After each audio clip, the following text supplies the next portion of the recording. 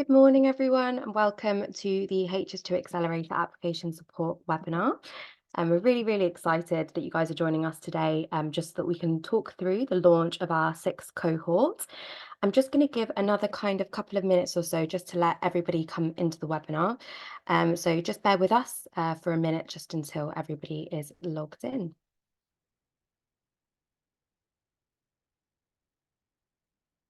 In today's session, just so those of you that are aware that are on the call already, we'll just be talking through some of the program challenges with HS2 and one of our key supply chain partners, EKFB, the offering of the program to those that are interested in applying, and the application and selection process for those of you that are interested in applying.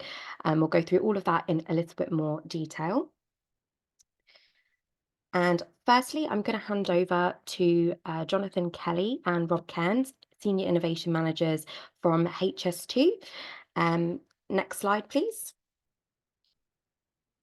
Oh, sorry, bear with me. This is the agenda for the day. Sorry, I got a little bit ahead of myself there. So just for those of you that are aware, this is the format for today's session. We've just kicked off now at 10:30, and as I say, we'll just allow another couple of minutes just for everyone to join the call. Firstly, we'll hear from Rob Cairns and Jonathan Kelly from HS2, Senior Innovation Managers, just to talk you through High Speed 2 as a project and also as an innovation team. We'll also be going through the program challenges, as I just said there, in a little bit more detail with HS2 and with one of our supply chain partners, EKFB. We'll then hear from Venetia Hulse, Accelerator Team Lead at Connected Places Catapult, to give you an introduction into us and our organisation. You'll then hear from me with a program overview where we'll go through the program timeline and key dates, as well as what the program offering is, what the benefits are for those that apply, and the overall success that we've had so far. And then wrapping up nicely from the success piece, we'll hear from two of our alumni SMEs who were last in our previous cohort 5. That's Robin North and James Poulter. And they'll be talking you through what the benefits have been for themselves and also giving some advice and tips. And then after that, we'll go through the eligibility criteria and the application questions, just to give everyone a good idea of what the application is going to ask you for and what we're looking for in each of those areas and how those areas will be scored. At the end of the session, we will have a Q&A forum. So please do use the Q&A box down below in the bottom of the Zoom webinar. With any questions that you have throughout the session, feel free to use that throughout the session. And then at the end, we will go through those questions with you all. Next slide, please.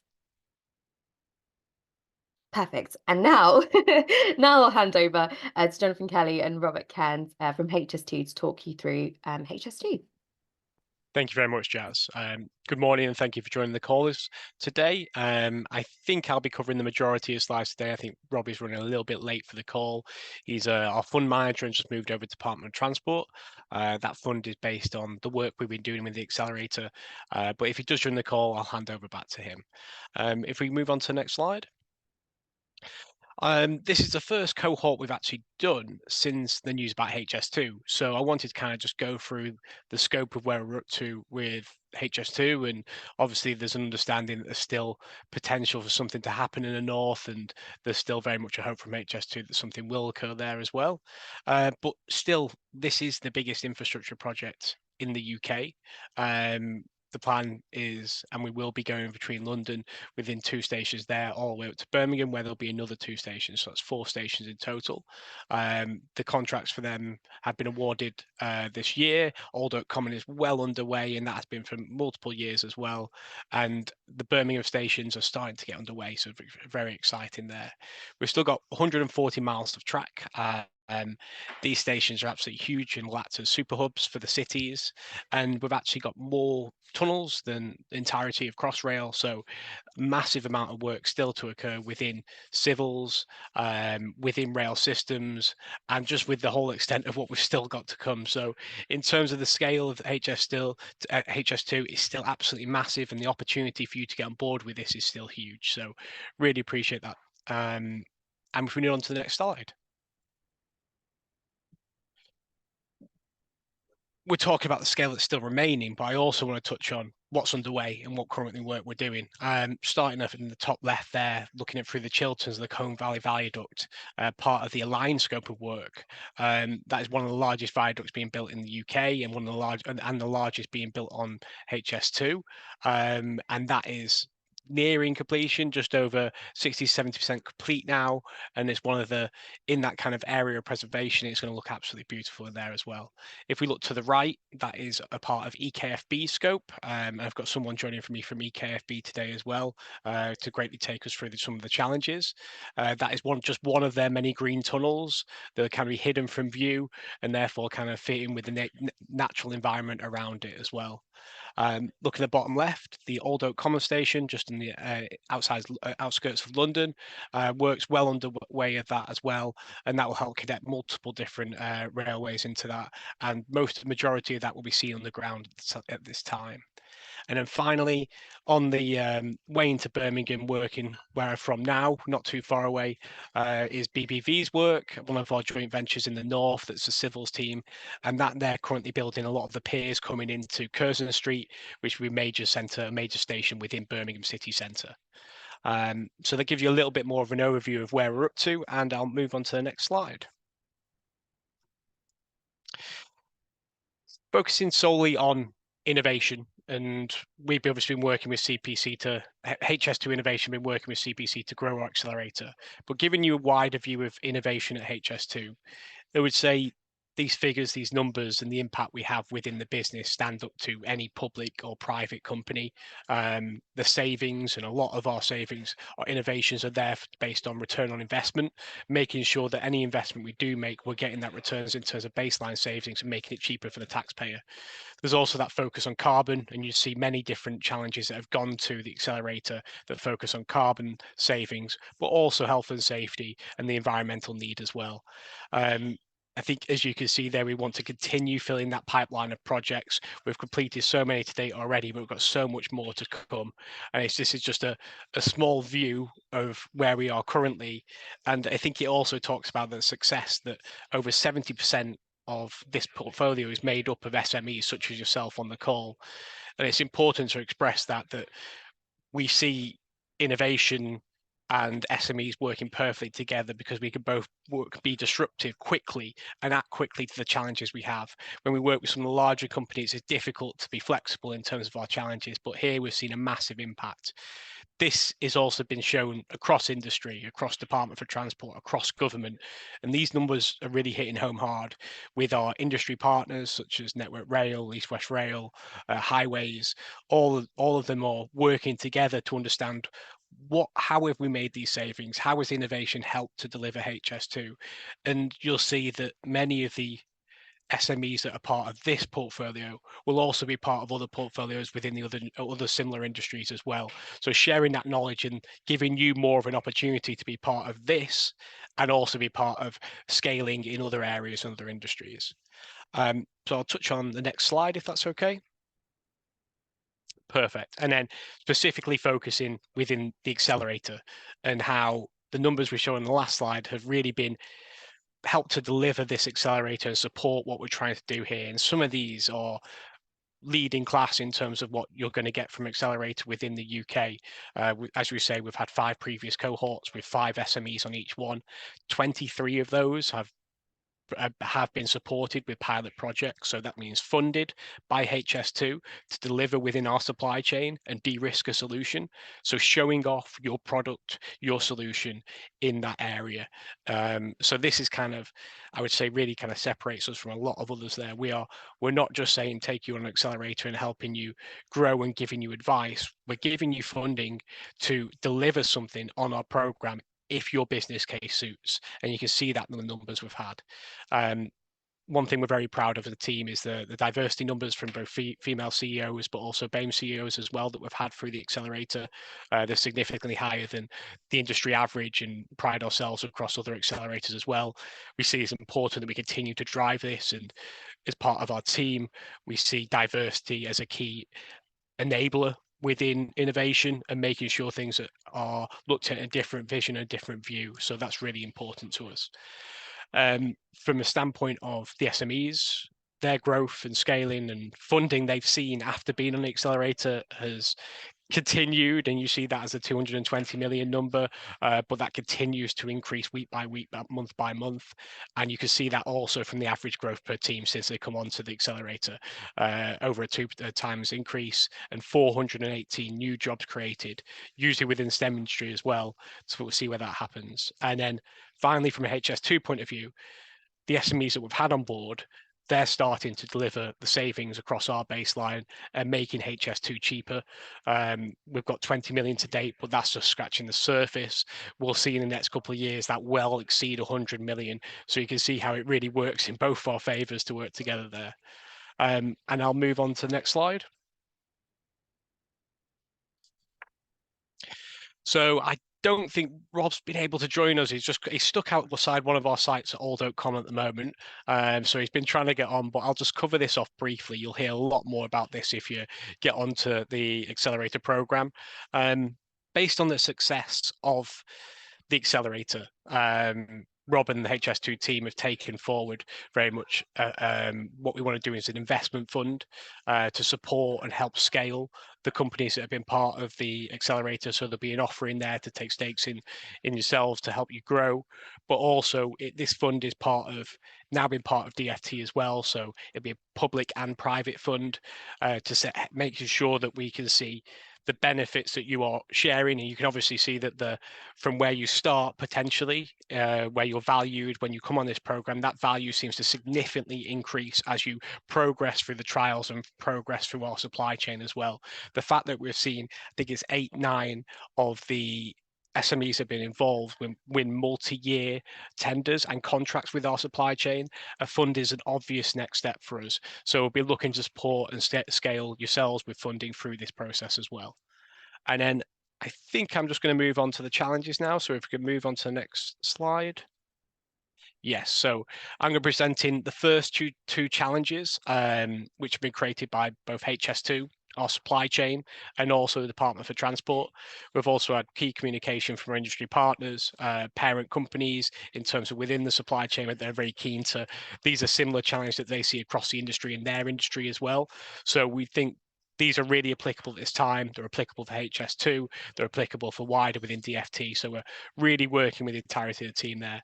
I'm then going to pass on to Eric, who's an innovation manager, innovation champion as well over at EKFB, who we work with nearly on a daily basis, as they're the ones on the ground, they're the ones with the sites open and feeling the impact and the challenges day to day, and can give you a little bit of a clearer vision of what they are. So if we go on to the next slide.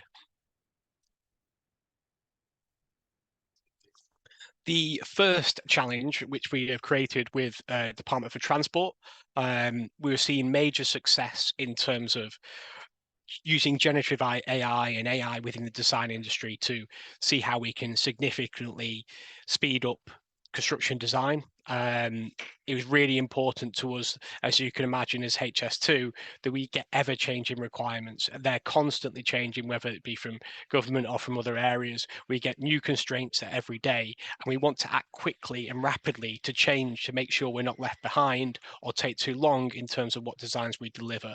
So it's also about how can we look at many different scenarios in different times. So when them scenarios change, or when we can work with basic requirements, that we have the capability through digital tools to create that design, rather than have what I see as quite an old-fashioned way of a design house, which is populated with many different workers, design engineers, that come up with something that for us can be rapidly repeated. It can be moved across different joint ventures, different supply chain partners, and it can also be something that is quite flexible and deliverable as well. On the standardization front, this may be seen as a little bit less disruptive in terms of technology, but as you can imagine, HS2 has seen as many different projects, many different stages, but we are constantly learning. We're constantly looking at how we can build the best viaduct, the best bridges, how we can build the best railway. And these designs aren't always passed on to the next project, especially when we talk about DFT as a wider body. They have multiple projects working from. If we can start to standardize that design throughout multiple different projects, multiple different industries, we come but more efficient. If we can work on what we see as innovation now and take that as best practice into the next project, it's really important to us. So whether we're thinking about a digital design library or something that just measures best practice so we can make sure it's implemented, that's where we really want to get through so we can increase efficiency and increase consistency about how projects are delivered. Again, I want to kind of focus on the AI, the generative kind of side of this, of how we can quickly and rapidly create something based on basic requirements. I'll move on to the next slide.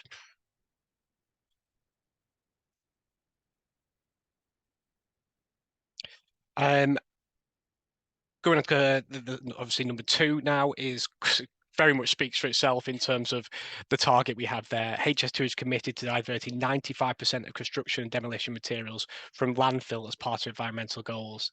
Now, for us, this is massive. This is a huge target. To think that we have over hundreds of different sites across the length, the 140 kilometers of HS2, all the way from London and all the way up to Birmingham as well, and what may be significantly more. These sites are huge. They're not just small individual sites we see there. The cohort last year got to visit South Portal, which is the Align site where you previously saw the viaduct. They have their own concrete factory on site. They have their own logistics hub on site. They have their own offices. These aren't just porter cabins, and there are hundreds of these across the route of HS2. And it's ensuring that we use a circular economy approach to deliver that number in terms of whether it be materials, whether it be assets, the amount of temporary works that we have before we hand over to rail systems, and even then, from when we hand over from rail systems to commissioning, the materials and everything on site, we need to make sure are going to the best possible use. Landfill, as you can see, is not an option for us. So we do think there are significant opportunities for digital tools to help support how we manage these materials, how we manage these assets, and temporary equipment, and how we better kind of look at the economy and our economic approach in terms of what we see as waste and what we don't see as waste. So what I'm going to do now, I can see that Rob's also joined the call, but what I'm going to do first, I'm going to pass over to Eric from EKFB that's going to talk you through our final challenge. Then if we're going to ask Eric to pass over to Rob and give you a little bit of a brief on the fund as well, probably in a bit better detail than I can. So thank you very much for coming, Eric. Thanks, John. Hopefully everyone can see and hear me. So first of all, just an introduction of what EKFB is. So we're a joint venture that brings together Eiffage, Kier, Ferrovial and BAM, four of the biggest construction companies in the UK. And we're delivering the central part of HS2. So it's an 80-kilometre construction project that starts just outside of London by the Chiltern Tunnel and finishes just outside of Royal Leamington Spa. And our scope of works, it's an unprecedented scale. We're delivering 15 viaducts, almost 7 kilometres of green tunnels, 22 kilometres of road diversions, 81 bridges, and 30 million cube meters of excavation and fill across that 80 kilometres. And in total, we're delivering over 5,000 built assets. Innovation for us is a core value and metric, and John's covered that off really well. What we get measured on and what's so important. Now, specifically about this accelerator that we're talking about is a fantastic opportunity for us as a JV and for the parent companies. They see this as the best way of getting startups into our ecosystem and to be able to bring that through. For example, one of the suppliers on the last cohort, that the team from Ferrovial that are working in Canada on a construction project are really keen on taking two of them forward. So the impact that these innovations that we trial at HS2 really do feed back into the parent companies. And the ambition for us and for me is to embed that as business as usual where appropriate. So the challenges that we're facing day to day, if we could go to the next slide, please. The biggest challenge I would say for EKFB, and I would argue for HS2 at the minute, is handover. So as I said before, so for context, handover for us is the completion and full closeout of over 5,000 assets. Now, them 5,000 assets have got more than 1.2 million deliverables that we need to complete to be able to successfully give that over to HS2. And we're only a quarter of what HS2 have got to deal with. The scale is really, really unprecedented.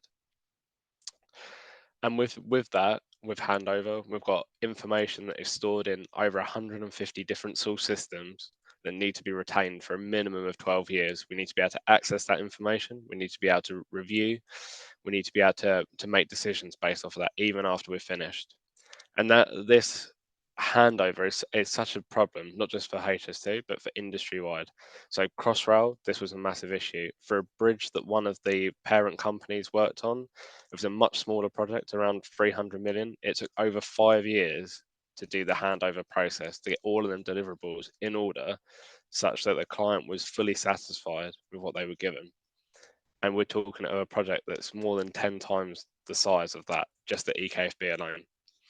So the challenges this brings is, how can we effectively and accurately verify that what we're building is correct as per the approved designs? Typically, this is done today by pen, by paper, by completing web forms. And there's lots of manual entering, lots of duplication to complete these deliverables. How can we improve that process? Not only how can we improve that process of creating the documents, but they all have to be checked, and they all have to be managed, and they all have to be tracked. That has to be tracked by the subcontractor that did the work, the EKFB counterpart that manages the work, and HS2 as a client that receives that. And there's hundreds of manual checks that has to happen for every one of them million deliverables. How could we leverage technology? How can we leverage platforms to avoid all of that manual work to streamline that process? And a challenge that's not mentioned on this slide, and is something that EKFB are really starting to get their to grips with now, is we've got 150 source systems. We're not going to keep them for the next 12 years. They've all got an expiry date. They'll be turned off around 2026, 27 as our program finishes. But we need to be able to action and make decisions. We're able to review that data till approximately 2040. It's not economically viable to keep all of them platforms alive, and traditional blob storage will exist in a format that no one will be able to interpret. Would there be a way of creating one single portal where we could leverage some technology to be able to get insights and information out of that blob storage in a single plane? And I know we're limited on time today, and I'm more than happy to work with John and the team as always, in Connected Places to really build up and provide more information to be able to help you in proposals for these challenges. And that's it from me and EKFB's view. So over to Rob. Yeah, thank you, Eric. And just quickly to expand on it from a client perspective, it's great what Eric's saying also from within the joint venture, within that supply chain. And you've got to think of it also from the contractor, the client point of view as well. We're taking this data, checking it, verifying it, whether that data is material certs, whatever that format may be, with PDFs, but also designs, and checking designs through tolerances, what that looks like. How can we do that digitally? How can we look at AI to be able to develop that as well? So I'd like to say Eric's piece there in terms of getting the data together is so important, but also from a client perspective, then passing that onto rail systems, that information, using that within operations and using also within commission and maintenance as well, is just absolutely huge responsibility. And we just don't have the resources to be able to do that. I don't think any company in the UK would be able to have the resources to do that in a fully automated way. So I know Rob's on the call now. I'm going to ask him quickly if he wants to go through the fund. If not, I'm quite happy to pass over to CPC. Yeah, thanks, John. Good morning, everybody. I'm actually at our Old Oak Commons site today, and joining via mobile, so apologies for that. Just to touch on the investment fund, and thanks for John covering it briefly. So why this is an important topic for us is that the Accelerator program is designed for the big client organization HS2 Limited to put a mechanism, an accessible mechanism for the smallest and smaller organizations to access, working with HS2, to access our supply chain, and to put a curriculum and a module of packages, bespoke packages, to support startups grow, scale, so that they can serve the broad supply chain across HS2. We recognise that this is a great platform that we are creating.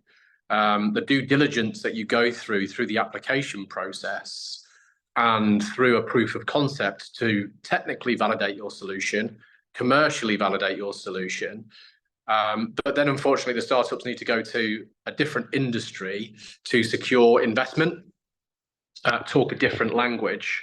And we recognise that that platform that we're creating is benefiting others, and also probably making it's not making investment the most direct route possible for the incredible startups that we're working with. So the department have recognised that, and we're looking to launch an investment fund that will work with validated technology startups. They've either worked with HS2, they've worked with Network Rail, they've worked with National Highways, they've validated their solutions, and we're trying to introduce an investment fund that will support the scaling and adoption of that. So from a criteria perspective of organisations looking to apply to the accelerator programs, if you're a small startup, scale up, you're looking to grow, you're looking for investment, the program's ideal for those type of organisations. If you're looking to validate a proof of concept to prove that your solution works, you're not necessarily looking for an investment. Well, perhaps then the standard innovation program route is a bit more of a direct route for you. So I just thought it was worth touching on. Investment is due to be delivered this year. That will probably make around two to three investments a year. But there are other mechanisms available, so that everyone is aware that there are multiple ways of working with HS2, but the nature of this accelerator program is to deliver a bespoke program to support your organization grow, scale, seek investment, and serve that broad supply chain. Any questions at the end? Happy to take those answers. Handing back to you, Jazz. Thank you so much for that, Rob. That was really, really helpful. I'm just going to move on now to Venetia, who's the Accelerator Programs team lead, to give you an introduction to Connected Places Catapult. Thank you, Jazz. Yes, so I'm Venetia. I work alongside Jazz on the Accelerator program, and just wanted to give you a very brief overview of what Connected Places Catapult is. So we are the UK's innovation accelerator for cities, transport, and place leadership. So on to the next slide, please. Just to give you a bit of context, so we were set up by the government to drive innovation, and we're one of 9 catapult centres, all based around in the UK. And our specialist focus area is connected places. So you'll see it down the bottom that there are lots of different specialist areas, but we're all about connected places. So if you could move on to the next slide, please. So what does connected places mean? So we're working in the market verticals of rail and stations, ports and maritime, air mobility and airports, homes and housing, integrated infrastructure, cities, and place leadership. So it's a very broad remit, and it's all about driving positive change for the people and citizens' experience, and how they experience living in cities and how they get from place to place. We look at connected intelligence, and a lot of our programs have a very strong remit into net zero as well, and how we can achieve that. On to the next slide, please. So just to talk you through some of the current accelerator programs that we have at Connected Places Catapult. Some of them speak for themselves, working in aviation maritime. We've got 3 projects with National Highways at the moment, and also 3 projects with DfT and the Freight Innovation Fund. We've got HS2 in rail and stations. Obviously, we're in the more of the construction phase, but one day that will move into more specific rail and stations focused challenges. And we also have Clean Futures, which is our West Midlands based program focusing on light rail and transport challenges as well. And then in the integrated infrastructure and place leadership side, we're working on 2 DfT programs, one looking to improve rural transportation and the other into decarbonisation. And Diatomic, which doesn't really give you that name doesn't really tell you what it does, but it's all about place-based housing and waste management challenges in Birmingham, and we'll be looking also to take West Midlands SMEs out to India for year 2. So that's just a very broad overview of what we do at Connected Places and our different accelerator programs. And I will hand over to Jazz to talk you through the program. Thank you. Thank you, Venetia. That was really, really helpful. So yeah, you guys will hear from me now. I'm just going to talk through the program and give you all some more context around the key dates, the timelines, what the program is actually offering, and basically then move on to how we've impacted some of the SMEs that we've worked with in the past. So next slide, please. So these are the key dates for this cohort. So as you can see, the application deadline is the 28th of April, which is next Sunday. We have been open for about 6 weeks, but I appreciate with all the Easter breaks and things, that's why we've popped the webinar in just a week before, just to make sure everyone could maximize attendance. As I appreciate, yeah, the beginning of April was a very busy period with Easter holidays and things like that. We will then be scoring all of the applications the week after the application deadline, and we will be notifying those that have been shortlisted for interview on Friday, the 3rd of May in the morning. So that is when you will hear. If you have been unsuccessful in getting to the interview stage, you will also hear from us with feedback. But that will be at a later date within the next few weeks of that notification. We'll then have our interviews on the 7th and 8th of May. This is just one single interview. If you are shortlisted, it's a 30-minute interview, and we'll cover a number of different topics, and we'll cover a criteria that covers both technical and commercial competencies. If you are selected for the interview stage on the 3rd of May, you will also be given, alongside your notification, guidance for what to prepare in advance of that interview, as we do appreciate the window there is quite tight. I would recommend for anyone who is looking to apply that, on the basis that you are shortlisted, if you could try to keep your diary as flexible as possible on the 7th and 8th of May. We are hoping to have all of the design shortlisted companies on the 7th of May, and all of the waste companies on the 8th of May. Handover companies will be a bit of a mixture across the both days, but just bear that in mind as well, based on the challenges that you are applying for. We will then be selecting our cohorts at the end of that week. So the 9th, we will have a deliberation session, and if you are selected, you will be informed by the 10th of May. We then have 4 weeks roughly to get you guys all onboarded if you are selected. And just so you're aware, we will be selecting 6 companies to join the cohort. And on the 10th of June, we will have a welcome day. And the purpose of the welcome day is to bring together all of the companies that have been selected to join the programme, as well as the programme partners, such as HS2 and the Department for Transport, the supply chain partners that will be involved and heavily involved with scoping out project opportunities with you, as well as kind of our arm's length bodies that Rob was mentioning and John was mentioning earlier. As part of having the DFT involved in this programme a little bit more intensely now, it does mean that we'll have plenty more opportunities to explore projects and collaborations with arm's length bodies of the Department of Transport that make sense with these challenges. And one thing we have noticed with the challenges we've launched for this cohort is that we have had an incredible response from some of the other arm's length bodies in terms of their experiences of these challenges, and also their needs and demands aligning very strongly to these challenges. So we think that this is a really great opportunity to also explore expansion into the wider ALB ecosystem. The program itself is 5 months of support, and I'll go through that in a little bit more detail on the next slide. But after that, you'll then end the program with a graduation day on the 21st of November.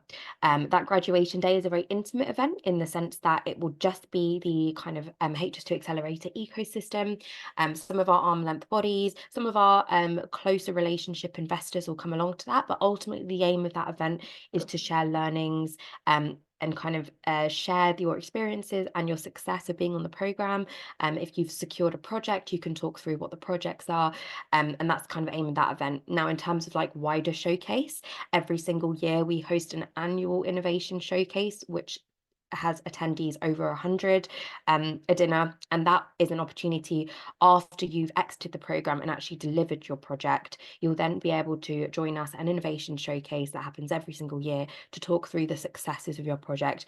And that audience is vast in terms of its innovation reach and the number of organizations it reaches within the construction industry and the wider transport industry.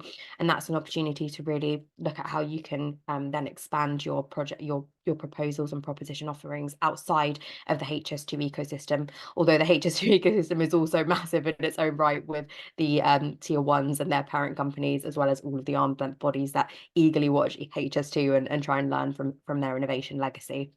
Next slide. So looking at the program support itself, the program is 5 months long, as I said. These are some of the kind of key aims that we're looking to help the companies that are selected on the program to achieve. So you will be able to connect with sponsors and stakeholders across the whole HS2 supply chain and industry. And as I just mentioned there, that is a very vast ecosystem, because we not only have HS2 and then their tier ones or joint ventures, one of which you heard from today from EKFB, but you then also have their parent companies that sit above those joint ventures, and then also the wider industry, which is those arm's length bodies I was mentioning, as well as wider than that in the rail and construction industry. The program itself aims to set you up so that you can discover the challenges and needs of the sponsors and stakeholders that you meet with. So these could be people from within the joint ventures, within HS2, to really understand what the need and the challenges and the problem definition within these, and how your propositions align to those problem definitions. By discovering that, it helps you strengthen, and that sits down below that, that icon, bolster your product market fit and your commercial readiness. Essentially, by understanding greater what the challenges are, it can help you strengthen your proposition and unlock project opportunities with sponsors and stakeholders. So that's kind of the process that we go through, which I'll talk through in the next slide. We also offer bespoke mentorship and coaching, and that can come from industry experts and also innovation experts, as you'll all be assigned a dedicated innovation manager at HS2, and you'll also have close relationships with the innovation champions across the supply chain. Now, these people really are innovation experts when it comes to HS2, so being able to learn from their experiences and get feedback, and it is really a process of continuous feedback being on this program, is absolutely vital, I think, for the development of your business and development of your business model and your propositions. We also offer specialist mentorship, as I mentioned there, so that covers a number of different areas, from marketing and PR, pitch coaching, and business strategy, but ultimately the main focus here is that it is bespoke to exactly what you need. This program isn't going to be a program where you're forced to sit through generic workshops. That is not what we're trying to achieve. We appreciate that all SMEs are extremely busy and time is money at the end of the day. So we want to make sure that any mentorship that you have is very bespoke, one-to-one, and makes sense for what you want to achieve for your business. And then finally, as I mentioned earlier, a big part of the program is also being able to expand your exposure, your market reach, and really boost your credibility.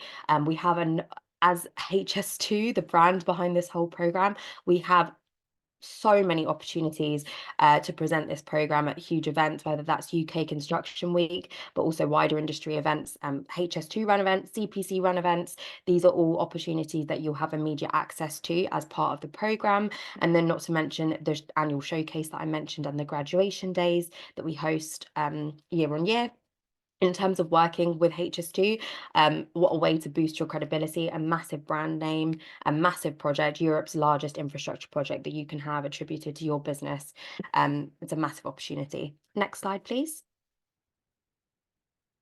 So this is the support timeline of the program. As I mentioned, it's 5 months long, starting from June, running until November. You can see here the bespoke one-to-one mentorship would run alongside those 5 months. And bear in mind, this is kind of just an example or a template of what might take place month to month, but these are essentially the goals that we have for you and what you can expect from your journey on the program. Within the first couple of months, you will have connected with sponsors and stakeholders across HS2 and the greater supply chain and industry. And upon meeting those, initially there will be interest sparked between perhaps 1 or 2 of those organizations, and you can then discover their needs and challenges and requirements in a little bit more detail, understand what their problem is, how they're currently dealing with it, and where your solution might be able to fill some of those gaps and fill some of those challenges. Once you've identified who essentially your stakeholders and sponsors are for a potential project, you'll then work with them a little bit more to identify use cases and develop those use cases out and project ideas. That's for the remainder of the program support. And then at the end of the program, we'd like to hope that you're at a position where you'd be able to submit a pilot proposal to be approved for funding, either from HS2 or from the wider industry or supply chain partner that you're working with. And that's kind of a rough template of what you can expect from the program. Now, some people get that done quicker than the end of the program, and for some people it takes a few months more just to get everything finalized. But that is essentially the aim of the program for us. It's just to help you identify, and for us to all identify, unlock, and really exploit opportunities where your technology could really help add value to the project. And that's where a lot of that kind of development piece comes in, is just really articulating what the value is going to be from a commercial or carbon perspective, or some of the other factors like what Eric mentioned earlier, but really building that out before it's able to be approved for funding. Next slide, please. And these are just a few more slides around the program benefits itself. So this program really is fourfold in terms of who it benefits. Now, obviously, at the micro level, it benefits small businesses who apply. I've gone through a lot of these points already, so I'll try and keep this quite brief. But obviously bolsters your credibility and your recognition across the industry. It allows you to explore commercial project and innovation project opportunities with HS2. It can help you unlock innovation funding for proof of concept or use case projects. You can build new use cases that you might not have yet thought of, whether that's because you haven't yet explored infrastructure, but you've been working within the construction industry in terms of buildings and you're looking to build out infrastructure use cases. It could be just use cases within the concept of HS2, as we've all mentioned today, the huge project, vast amounts of data. So even just trying to apply technology to the concept of HS2 would probably mean needing to build a new use case in order to do that. Another area is potentially also how your business model might need to adapt to suit this. So these are all the kinds of things that we'll work on. And also you have access to industry specific tech investors. And obviously we have Rob just talking a little bit more about the investment opportunity that actually sits within HS2 and the DFT as of this year as well. Next slide. The benefits to HS2 have also already been talked about, but you'll be supporting their strategic goals and innovation legacy, enhancing their project agility and de-risking their decision-making process, saving costs and carbon from the baseline, and future-proofing the project. Next slide. For the wider industry, they get to de-risk innovative technologies and use cases by observing how they're used on HS2 first and being able to then take that on.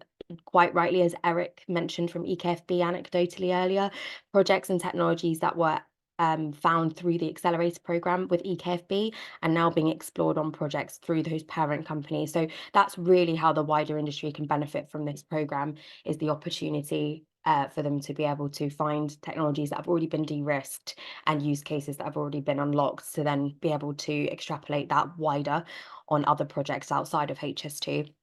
There's also the opportunity to collaborate on innovation projects and kind of share learnings and value add, catalyze industry step change. I think that's really what we're trying to achieve here, is by being able to use HS2 almost as a test bed for innovation.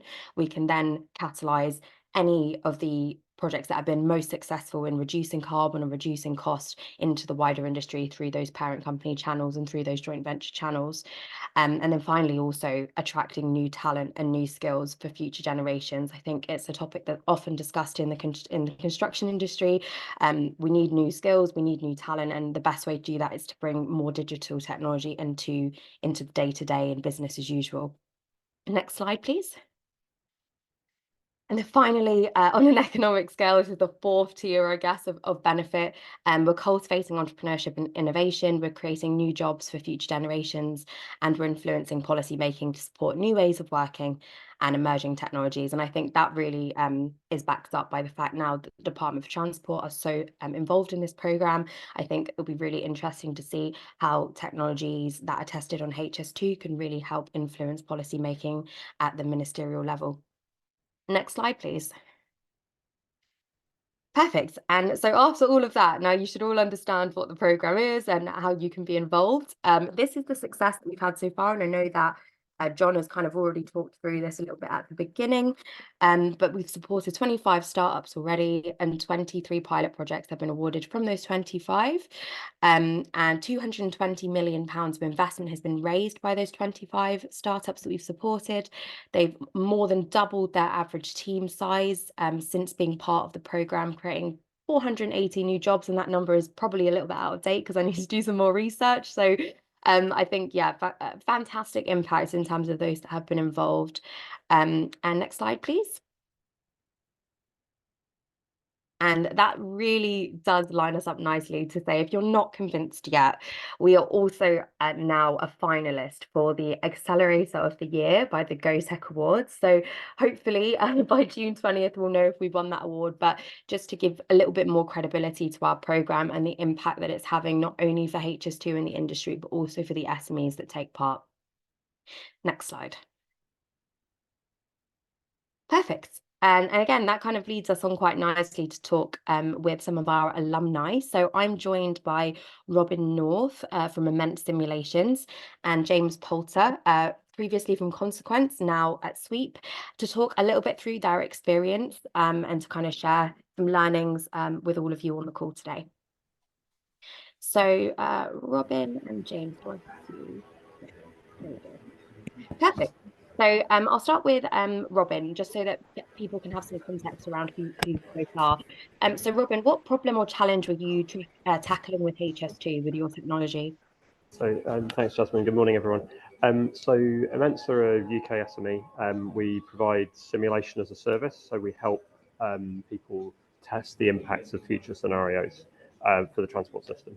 For the HS2 Accelerator, we've been supporting the need for impact assessments around temporary road closures to support permitting and impact mitigation, and to look at the impacts of workforce travel and site access so that they can similarly understand what permits and how to manage and mitigate the impacts most effectively. Perfect, thank you. That's really helpful. And James, if I could ask the same of you, what problem or challenge were you tackling for HS2 with your technology? So the from a high level, Consequence was an AI first approach to managing big data problems, particularly around carbon. And the challenge that we responded to with HS2 was basically around HS2 trying to measure and reduce carbon within what is the UK's largest supply chain. Super high level. That's what we did and what we were focused on with HS2. No worries at all. That's perfect. So I'll go back to Robin again then. So what was the biggest learning for you, Robin, or for Immense as a business being part of the program? Thanks, Jazz. So there's quite a lot of different learnings actually through it. It's been a really useful program for us. The biggest one is probably actually on the commercial side in terms of we got a much better understanding of how to package our capability into products that could be bought easily by the construction sector. And I know that sounds a bit simplistic, but it's quite eye-openingly different to what we had thought would work well. So we learned a lot from that. Okay, that's brilliant. And same question to you, James. What's been the biggest learning for you, do you think, being part of the program? Tons of learnings. I think I do agree even with Robin, right? It's a case particularly if you look at the challenge that we were facing, right, in terms of carbon. If you look at UK PLC, construction as a sector is responsible for 50% of that problem. 20% of that, 50% in building things and 80% using the things that you've built. And so if you look at HS2 as the largest construction project in, the Europe, it's unbelievably important to the core problem that we were facing. And so every single interaction and every single conversation with HS2, and it's not just HS2, right? I guess the beauty of the program is that you are, as often talking to other, billion-dollar enterprises which are involved in delivering the project. I think that's a really important point to actually reiterate here. You're not just gonna generate a relationship with HS2. You're going to be generating relationships with a really wide spectrum of the most important organizations in the industry. So I think if you do care about this industry, you will learn a ton about it, not just how to go to market and how to sell and how to close deals in this, but just like what the hell they're up to and how they work. So yeah, definitely would sort of concur with that. Perfect. That's really helpful. Thank you. And then Robin, how would you say the program has kind of impacted you and your business? What's the story been since you've been involved? Yeah. Well, so it builds on what we've just been saying. So program, it helped us understand a new market. So something that was actually adjacent to what we've been developing our capability for, and the customer base within it. And so that's helping us expand and upsell our capability massively. It's given us this new product structure and how we try to sell it, how we package it for people, and that's come directly from the work we've done both within the HS2 Accelerator and other stuff that spun off it.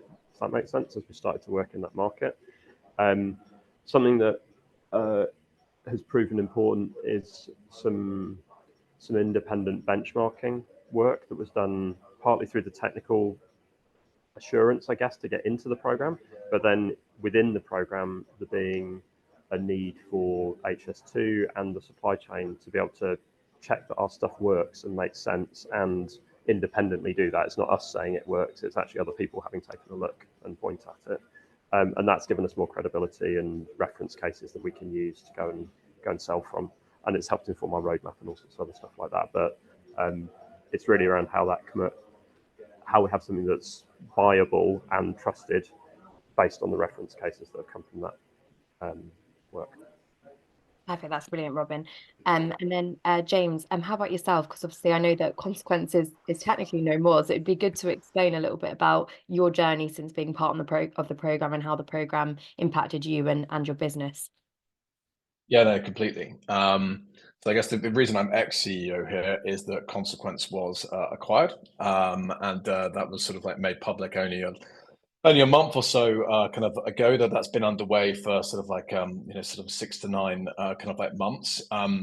We were approached, and I don't know exactly why we were approached, and we then ran a process, but there's no question that in terms of us gaining credibility, the credibility of like a HS2 logo is broader than just the construction industry.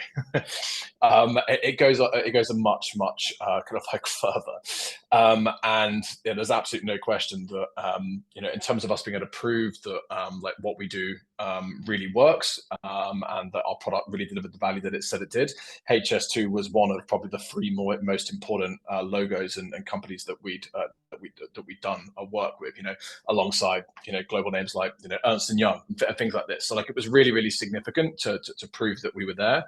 And it's also similar to like the work that we're doing and the expertise that we developed. Like we were bought by a company called Sweep to sort of like continue on the work that we were doing. They have existing relationships with the construction industry, particularly in other kind of like countries. So they were very interested in sort of our credibility in the UK market, kind of like particularly with that. I spend some of my time now working with the French kind of like rail and transport industry and the Swiss and the German. So it's it's our journey has been like just super great. HS2 was a really important kind of like part of that, and it continues to be useful day to day, even sort of in my kind of like new role, in the sort of like the new company. So yeah, I hope that made some sort of sense in terms of what's happened.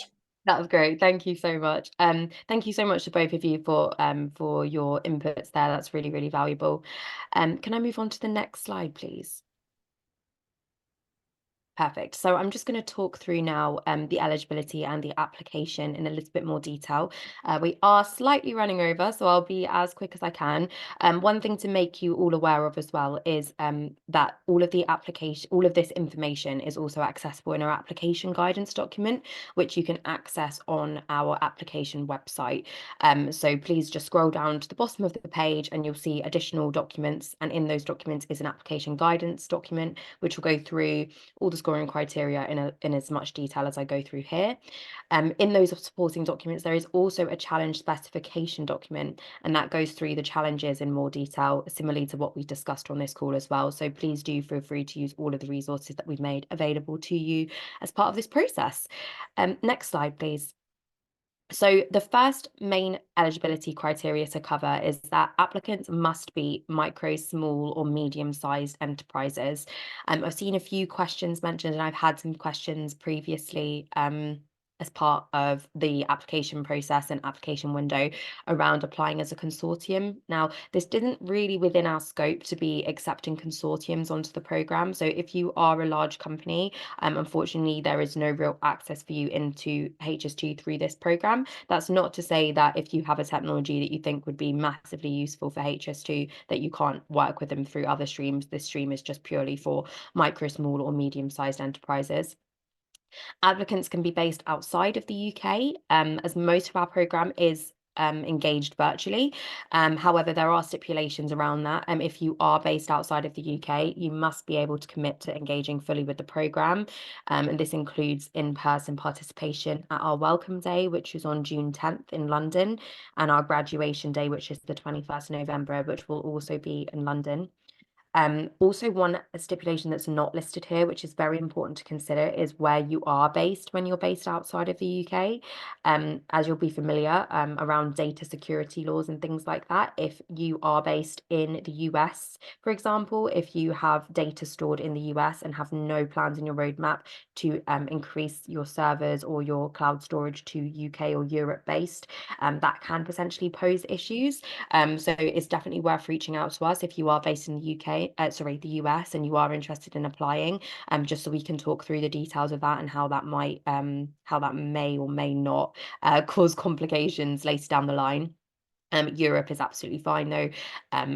Yeah, and then just moving on now to the final eligibility criteria, which is the applicants must have a solution which is technology readiness level 5 to 8. Now, I think TRLs sometimes can be a bit buzzwordy, and everyone has a different interpretation of what they actually mean, because I think they were created purely for the aerospace industry to begin with, so we're all kind of slightly extrapolating it to our own industries. But in our context, and what we mean by this is that the solution must at least have been already tested or demonstrated in a real world environment or an intended environment, aka not in a laboratory or an artificial environment. So even at a very small scale, if you've used real world data or it's been a real world pilot, like that is absolutely fine, but that is the minimum that we must accept as a readiness level. We can't be taking anything that's at a prototype stage that hasn't been tested with a real world application. Next slide, please. Perfect. Moving on to the application questions now. So just to make you aware, there are technically 2 more sections which I've not covered in this slide deck, and that's just because there are standard Connected Places Catapult sections of the application. The first section is just the general information, which is where you would input your company name, your company website, your company address, that kind of information, which I didn't think needed walking through in great detail, as I feel like that's quite straightforward. The second question is a due diligence section, and that is your standard questions around like anti-slavery laws and things like that. So again, didn't think that needed walking through in too much detail, but those 2 sections are also on the application above these sections. In terms of our application, it's actually a very, very lean application. It shouldn't take very long. All of the open questions are actually 150 word limits. So we're not looking for huge amounts of text here. It shouldn't take a long amount of time to submit one of the applications to us. And the deadline is next Sunday. So if you haven't started an application yet, I would really, really recommend doing so as soon as you can. The first section is the finances section. So in this, we're looking at if the company is profitable or not. It is not a negative if the company is not profitable. We totally understand that when you're a small business, a micro business or a startup, you're often going to be at a point where you're pre-revenue whilst you're at an earlier TRL level, even at the real world pilot stage, because obviously so much money goes into R&D and developing the technology and product development. So don't worry, you're not going to be scored negatively if you're not profitable. profitable. However, if you are not profitable and you don't have enough runway to last you till the end of the program, you will be asked how you'll plan to sustain your operation through the program's lifespan. And to be completely candid with you on this call, if that is something that applies to you, it will bring up an amber or a red flag for us, that you haven't got enough money to sustain you until the end of the program. So that's just one thing to be aware of. We are not penalizing anyone who is not profitable, but just to make you aware of those questions around that. The second question in this category is if you've ever received grant funding or investment. If you have, include details such as the value, the funder or the investor. And are you planning to raise an investment round in the next 12 to 18 months? If you are, what funding stage will that round be? And if yes, what are you planning on using the funds for? These are multiple choice questions. Next slide.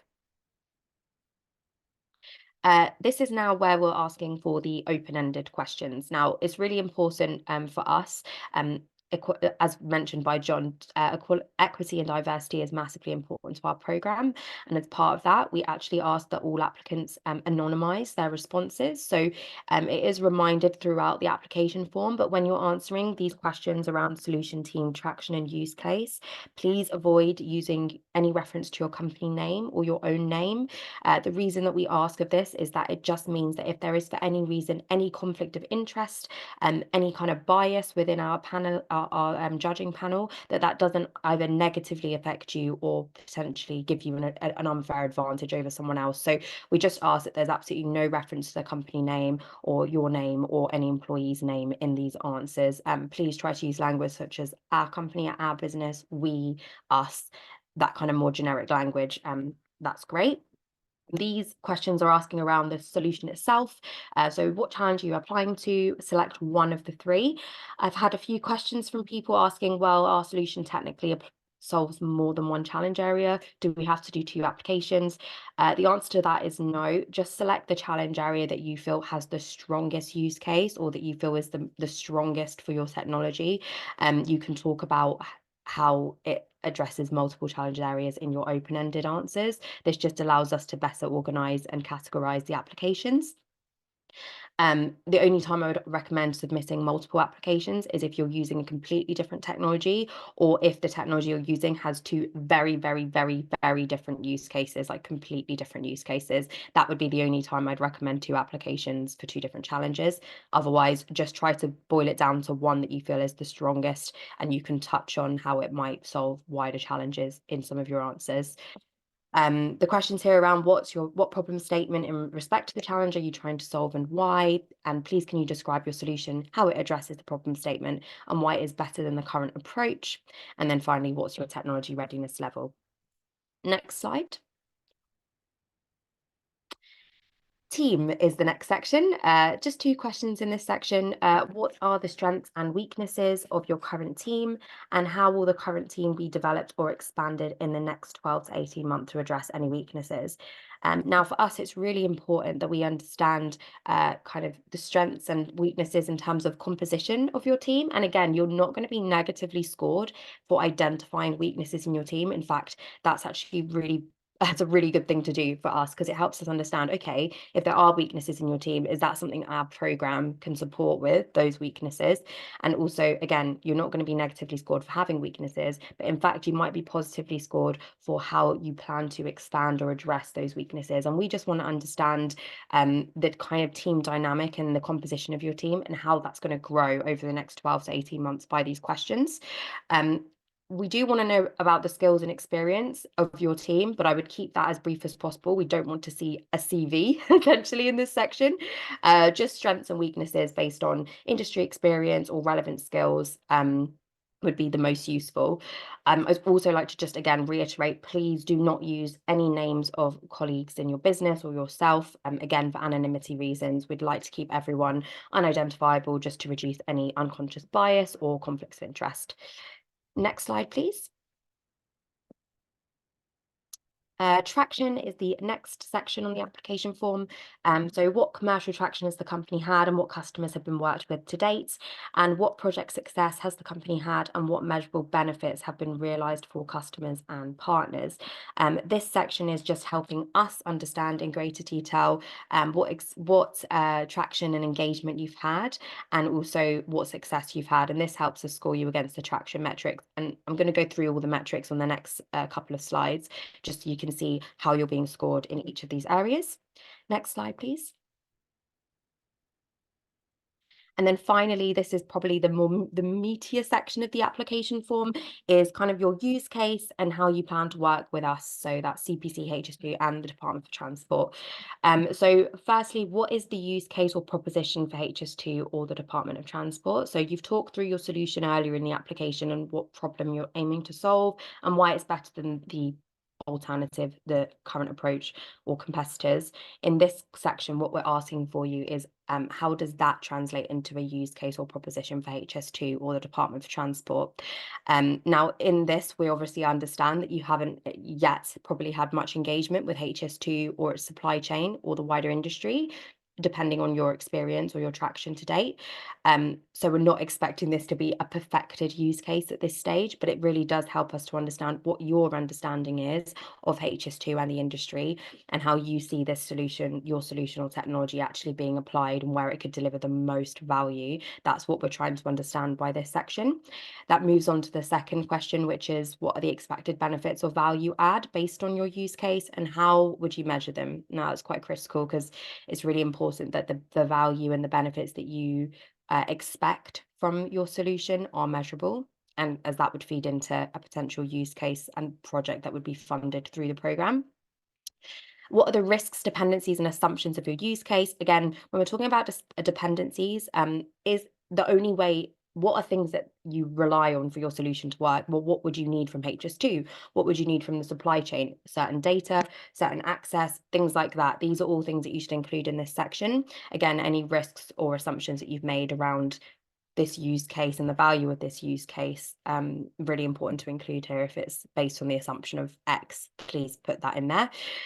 And then if your company is currently on a support program, that's just to understand your capacity. If you're able to be on multiple programs, again, you won't inherently be negatively scored down if you answer yes to this. It's just very important that you explain that you'll be able to commit adequate time and resource to our program whilst simultaneously being on another program.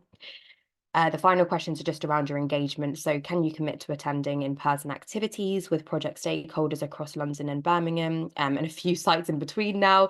As you can imagine, there are plenty of opportunities where, I mean, most things we can host virtually. If you need to meet with stakeholders or sponsors or anyone from the supply chain or HS2, we can set that up virtually. But there are also opportunities to actually go to site and see things on site with your own eyes, which I think can be really useful sometimes. Also, a lot of the site teams will obviously be based on site. So if you're speaking with multiple people, it can sometimes be more useful to actually go to sites and speak with them directly. So we would appreciate commitment to do that.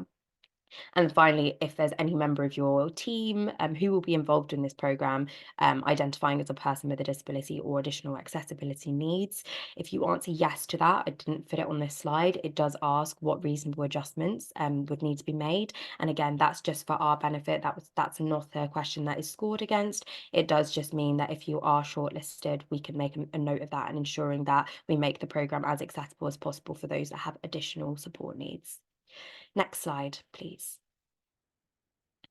So as I mentioned, this is the scoring criteria based on those questions that we asked. So we have a technical, commercial, people, and program fit. Again, this information can be fully accessed in our application guidance document. On the technical criteria, we're looking at your technology, your business model, your competition, and your market potential. And that should all be encompassed in the answers to your financial and solution questions. And then in the commercial side, we also have your engagement with customers, your project success to date, your market fit, and your financial risk. Again, this is looking at any answers that you pulled from the traction section, where you're talking about your customer experience, customer engagement to date, who you've worked with, and what success and projects you've led so far. Again, all of the answers from that section will be scored against, as well as the financial section, where we'd ask about financial risk. The people section is scored wholly against the answers to the team section on the application, and that's looking at the strengths and weaknesses of your team, the dynamic of your team, which is how those interlink, the strengths and weaknesses, and your growth strategy, which is how you intend to grow based on your current composition. And then finally, the program fit criteria, which is anything is kind of more of a catch-all across the whole program, across the whole application. It's how well you align to the challenge fit. And I know we've had a few questions in the Q&A around that, so we can go into that in a little bit more detail in a moment. The challenge fit, the eligibility criteria fit. So that's your TRL level and your commitment/location. UK based and or abroad, but commitment to engage with the program fully, and also being an SME. Your feasibility, so that's around the use case. So again, all of the information that you provide in the use case section will look at the benefits, impacts, and feasibility of the use case that you've proposed. That section would be where you can also talk about potentially wider benefits outside of the challenge, if you see that that makes sense for the use case that you're proposing. And as you can see across all of these criteria, they're all equally split, 25% weighting across all, so no biases in certain criteria competencies. Next slide, please. Perfect. Wow, I was sick of hearing my own voice there, so I'm glad we've gotten to the end. We're now ready for the live Q&A session. So I will go through the Q&A. I will welcome Rob and John back, at least to answer questions that might be more HS2 specific. And then if there's any questions to anyone else, I'll also redirect those. So again, after watching that entire presentation, if there are any questions that you have, please use the Q&A box below to ask those. So I will go straight to the top with the earliest questions that were asked. So will you be conducting a portfolio approach, i.e. benefits over scope or challenge alignment? So I might hand that over to John to answer. Yeah, I think he was kind of described in terms of the scoring mechanism there as well, in terms of, look, you've got to fit the challenge, but within that we consider multiple aspects of the benefit and where you can provide, whether it be commercial, whatever that is as well.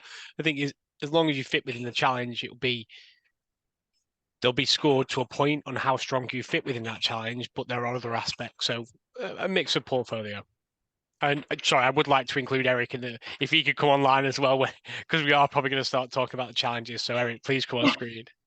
Yeah, I saw Eric briefly for a second there. So. Yeah, no, but I think that I think your explanation at the end, Jazz, kind of covers off that kind of percentage split. Yeah, perfect, brilliant. Okay, so a couple of questions around the handover challenge. So Eric, I think you will be probably answering a few as well, but John, Rob, and I can obviously help as well. So again, the first question here is around, do you need to solve the entire challenge of handover, or can you be solving parts of it and still be suited, or do you need to form a consortium? So I can take a bit of that in the sense that no, consortiums aren't necessary, and in fact, like I say, it's not normally within the scope of what we would accept onto the program. We're normally looking for a kind of sole entity applicant.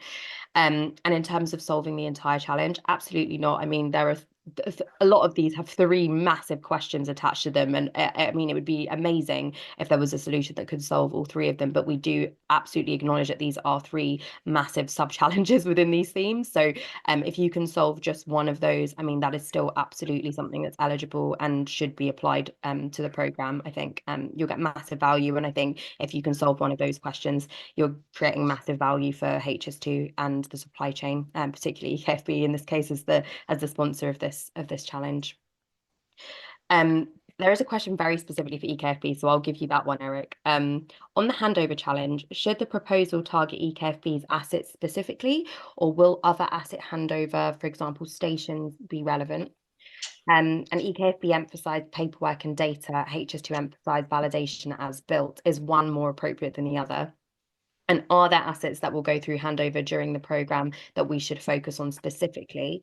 Are you more expecting people to show how the system could be used during or are you looking for it to show how the system could be used during handover in any context? Sorry, it's quite a few questions there. Yeah, no problem. I mean, on the first one, should it propose or target EKFB assets specifically? As much as I would love to say yes, no, it's the same process that we'll all be following. So I think if there's a technology that could be agnostic for who the contractor is, and it can be applied to different contracts, that's really what we're looking for. And I'm sure John agrees with that as well. Yeah, completely. And I think, look, there's going to be similar across the board.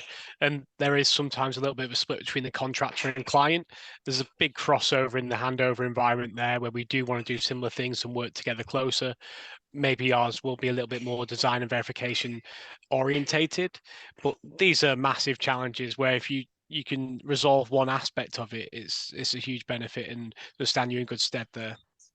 Yeah. And to clarify the definition of an asset, so an asset could be anything from the viaduct down to a utility chamber, a sub-base platform. It covers such a range of things, and even the smallest slab ditch, just a crossing of a drainage ditch, has got over 1,000 deliverables tagged to it. So the scale is massive, and the definition of assets is it's not just the really big things that you think of.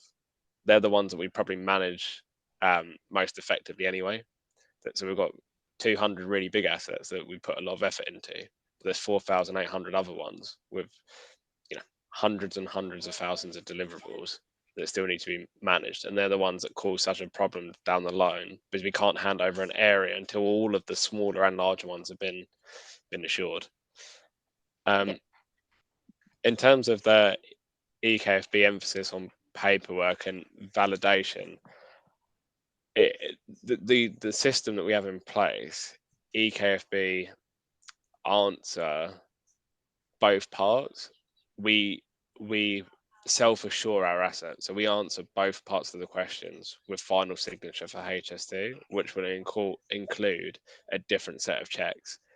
And if there was, I know it's a bit hard from this explanation from what you can show you, but a tool that could span both parts and encompass both sides of the checking, I think is really where the massive opportunity is, because even if we do our bit really well, chuck it over to the fence, it doesn't enable us to hand over until it goes for another set of checks. So it needs to do the whole life cycle from creation, contractor checking, HS2 check and approving. So I don't think we should be looking for 3 different tools to do the 3 different things. It's about stitching that process together. And in terms of, sorry, that my screen's just gone black for a second, so hopefully you can still hear me. Yeah, it's all right. Yeah, you've just gone very large on the screen, so don't worry about it.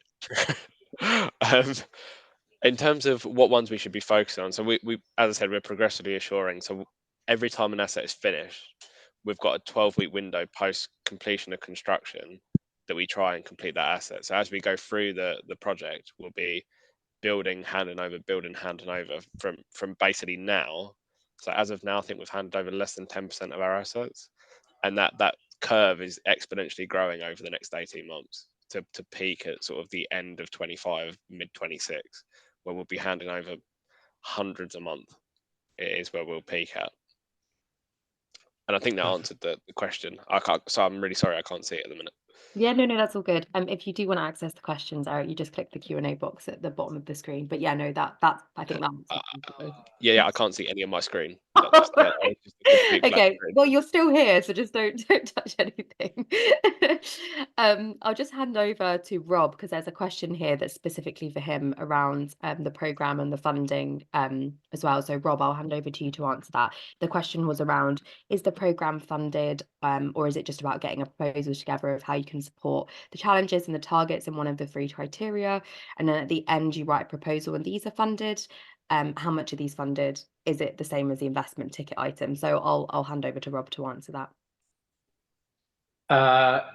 Yeah, so during the program, it's a 5-6 month program, and the idea is it's kind of a money can't buy program. It's giving you access to the broad supply chain. It's giving you access to the technical teams within HS2, the commercial teams within HS2. It's kind of unprecedented access. And the whole nature of that is to build your business case and really validate your technical and commercial solution. At the end of it, there is the opportunity for pilots. That could be an initial 50K pilot or up to 250K worth of innovation project funding.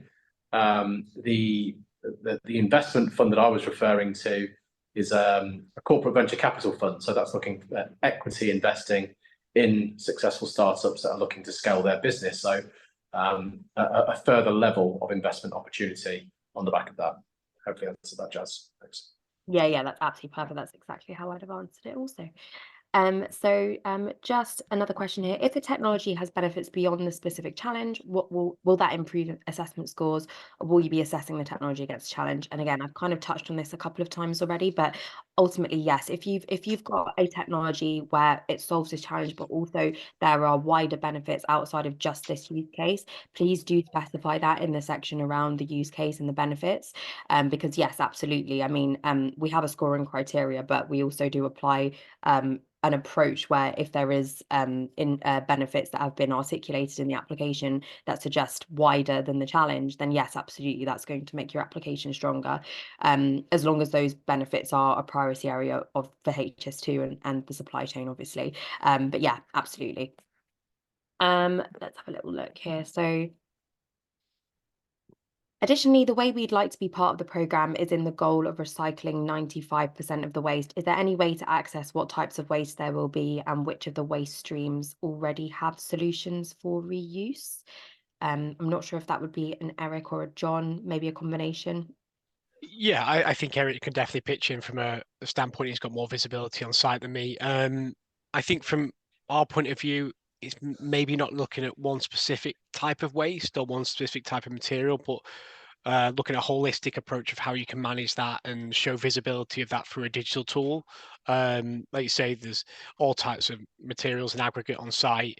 Eric mentioned about the assets, but there's so many temporary assets out there that need to be deconstructed, and whether that again is concrete, steel, whatever that may fold into, the office areas, the portico, whatever that is, it's significant across a construction site. But I would try and give a holistic view of how you're going to manage that situation rather than individual use cases across their materials. Eric, anything else you can add there? No, I think we've got a reuse plan for a lot of our, like all of our cut and fill is going to be reused.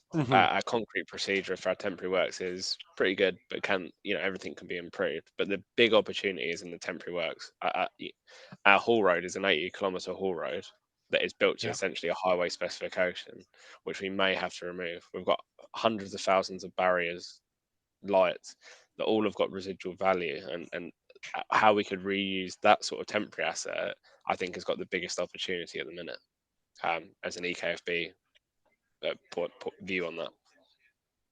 Right, thank you, Eric. Thank you. And a couple more questions here. So I could probably take these. As a digital field solution, we cover both categories, accelerating design and also automating handover. Can we apply for both? As I mentioned before, generally one application should be fine. I know you can only select one of those challenges, and that's purely just so we can categorize more effectively. If the use case of the technology is vastly different, vastly different, then yeah, absolutely, you can submit a different application for each challenge. If it's the same solution, same use case that has extended benefits, it's exactly as I said before. Select the challenge that you feel like has the strongest use case, and then mention the additional benefits in your use case answers would be the best way to articulate that. And I hope that makes sense. If you are a new or emerging SME, will you be disqualified, and how open are you to really new, small or emerging suppliers? It's a very good question. In terms of size, we are definitely not excluding very small suppliers. We've had previous SMEs on our program with just 1 or 2 members of staff at the time. What we care about the most is your previous experience within the industry. If you've had project success or a lot of traction or engagement to date, that's really useful for us just to get a gauge that there is definitely market interest. Obviously, we can ascertain that from our own perspective of your alignment to the challenges as well, but it does always help to bolster it when you've had engagement engagement elsewhere. So obviously, if you're really new and emerging and you've had absolutely no commercial validation, that is potentially a red flag. But again, I would still encourage you to apply, because if you have a technology that's really a strong fit to the challenges, and your technology readiness level is within scope, as in there's been a real world environment type test or deployment or demonstration, I think that's still enough credibility that you should still submit an application, and we can assess based on what you've experienced as past traction, if that makes sense. But I would still encourage you to apply, definitely. If you are hosted on AWS in Europe, is that considered US in terms of hosting considerations, or would you need to do an on-prem solution to be acceptable? Based on research that I've done with the HS2 team and some of the supply chain, Europe, I think, is absolutely fine in terms of hosting. It's just mostly the US and like China and some of the East Asian countries where there are difficulties around the data sharing and data security agreements. On-prem is obviously almost always, I think, a preferred option, because obviously it allows HS2 and the supply chain to host the data themselves, which potentially does help with some of the issues that Eric mentioned, but also doesn't necessarily, because it still needs to be a long-term solution. But yeah, to answer that question in a nutshell, yeah, absolutely, Europe's absolutely fine. But if you can also offer a solution on-prem, that's also great. It's just the US and East Asia that I think sometimes causes issues. And then finally, the amount of information required will be limited with the 150 words count limit. Is this a showstopper? I assume you mean, is it a deal breaker if your content goes over 150 words? Well, for us, it's really important the application is concise as possible. We're not asking for dissertations or essays on your business, and for us, it's really important that you're able to articulate your use case and the benefits that you can produce and your solution in 150 words. That is a pretty considerable paragraph or two of information. I would try your very best to try and condense it down to 150 words, because obviously if you go past that and we can't read the rest of the information, that will negatively affect how your application scored, because we won't have access to all of the information that you're trying to convey. So I would definitely encourage you to try and write it in a way that it fits within the 150 word word count. And I think that is all of the questions. Oh, I think there's some in the chat that are coming up actually in the QA box. Bear with me just a second. Okay, so is there another route for teams who want to test their hypotheses? So I assume slightly earlier stage in terms of the commercial validation piece for this program. John, Rob, do you have any advice for people that are a little bit earlier stage with their commercial validation? Yeah, I think in terms of, we've obviously got get access on a HS2 limited web page in terms of all links to innovation at HS2. So all the links are on there. We receive the email threads through our joint account there. So I'd say get in contact through that's probably the best method. Plus LinkedIn's always a good place as well. So happy to support through that. Yeah, absolutely. And also, if you've got a technology that's wider than just HS2, absolutely contact the Connected Places Catapult as well. More than happy to redirect you to the relevant team. We offer a lot of programs and projects for people that are slightly earlier TRL levels, or perhaps are looking for solutions that require commercial validation but need that first proof of concept project. So absolutely, please contact either HS2 or ourselves at CPC, and I'm sure we can find something that would be relevant. Are there any HS2 hackathons planned in the pipeline? Not that I'm aware of at the moment. I know we do occasionally have 1 or 2 a year, so I'll find out what that next. I know Eric's been involved in the last one as well. Not that I know of, and not planned at this current time. And then just one final question from the Q&A box. Can we get information on the types and volumes of waste that still needs to be dealt with? Ooh, good question. Eric, any chance you can do it from a site basis and then we can kind of multiply it from there? Probably we can. Yeah, Take it away. I guess part of the challenge, if we're being completely honest, is fully understanding where our waste is. Yeah. So where are the temporary assets? And where are they stored? Where are they located? What's their condition? That's half of the challenge, not just where do we use it. It's the full life cycle. Where are they? What would be the extraction method? So the the first part of the challenge is actually doing that mapping. If we're being honest, we've got an indicative view, but I think the data quality will be quite poor in actuality. But yeah, leave that one with me, and John will take that one offline and see if we can Perfect. pull See what we something can do. together. Yeah, Jamie, I'm sure we've got your email address as you've registered for the webinar, so we can obviously take that offline and come back to you with that information if we have it. One thing that's also worth clarifying as well is that it could very well be that on the programme, like I mentioned before, you only can address an aspect of one of the challenge areas, but that's also kind of the beauty of joining the programme with other SMEs, is that typically what we tend to see is complementary solutions where there's one SME working on another part of the challenge where you can kind of collaborate and bring more of an end-to-end solution together. So what Eric was saying there around actually identifying what the materials and assets are and what the waste is, even at that stage, that could be something collaborative that could be explored with another SME on the programme if you were successful with your aspect of the solution. So just finally, that's all of the questions. Thank you so much, everyone, for your participation and engagement. Thank you to all of the speakers who helped articulate the programme. We really hope it's been useful for you. If you have got any questions, please do feel free to reach out to me. My email address is on our website for the application, jasmine.pollock@cp.catapult.org.uk. Please do reach out, or LinkedIn. More than happy to answer any questions that weren't thought of right now. This recording will also be available, so if there's anything that you want to look back on, this will also be shared with all attendees today, and it will be visible on our application page. The QR code on this screen takes you directly to our application page, so feel free to scan that and save that as a favorite if you haven't already got that in your web history. But yeah, I just want to thank everyone. We really hope that you will consider submitting an application. Yeah, please do reach out if you have any other questions. Thank you so much.